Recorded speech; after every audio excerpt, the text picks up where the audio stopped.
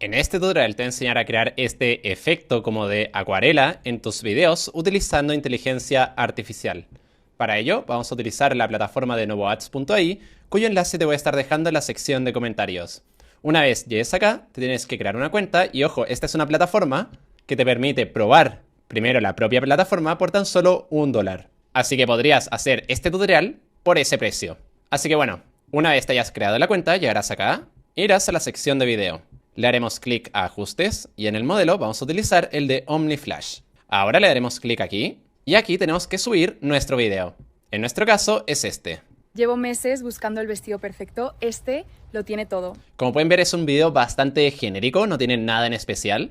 Y ojo que este es un video hecho con IA. Ahora bien, aquí lo que vamos a hacer es utilizar otra IA para modificar el video original. Es decir, este video que vamos a subir puede ser uno normal como también uno hecho con IA.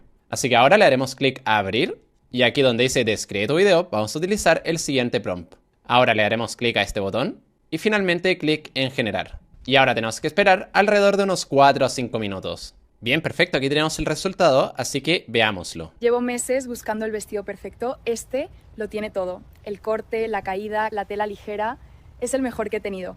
Link en mi perfil. Bueno, no sé qué opinan ustedes, pero a mí me gustó muchísimo el resultado.